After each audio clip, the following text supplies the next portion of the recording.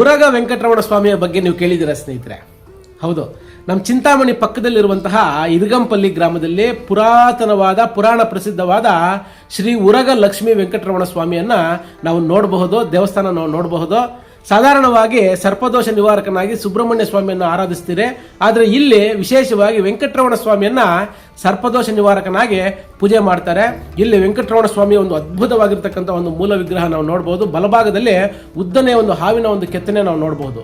ಮತ್ತೆ ಮೇಲ್ಚಾವಣಿಯಲ್ಲಿ 2 ಹಾವುಗಳು ವಿರುದ್ಧ ದಿಕ್ಕಿನಲ್ಲಿ ಸೂರ್ಯ ಮತ್ತು ಚಂದ್ರರನ್ನ ನುಂಗುತ್ತಾ ಇರತಕ್ಕಂತಹ ಗ್ರಹಣದ ಒಂದು ಸನ್ನಿವೇಶ, ರಾಹುಕೇತುಗಳ ಒಂದು ಕೆತ್ತನೆಯನ್ನ ಅಂದ್ರೆ ಜ್ಯೋತಿಷ್ಯದ ಒಂದು ವಿಷಯವನ್ನು ಸಹ ಈ ಒಂದು ದೇವಸ್ಥಾನ ತಿಳಿಸುತ್ತೆ.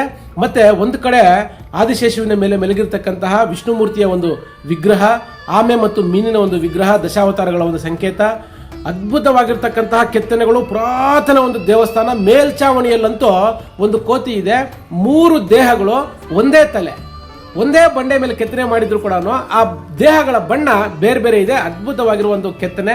ದ್ವಾರಪಾಲಕರಾಗಿರ್ಬೋದು. ಮತ್ತೆ ದೇವಸ್ಥಾನದ ಮುಖದ್ವಾರದ ಎಡಭಾಗದಲ್ಲಿ ಕಲ್ಲಿನಲ್ಲಿ ಒಂದು ಶಾಸನ ಇದೆ, ಬರೆದಿದ್ದಾರೆ.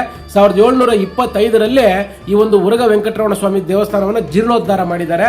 ಅದಕ್ಕೂ ಮುಂಚೆ ಪುರಾತನವಾಗಿರ್ತಕ್ಕಂತಹ ಗರ್ಭಗುಡಿ ಮತ್ತು ಮೂಲ ವಿಗ್ರಹ ಬಹಳಷ್ಟು ಪುರಾತನವಾಗಿರ್ತಕ್ಕಂಥದ್ದು.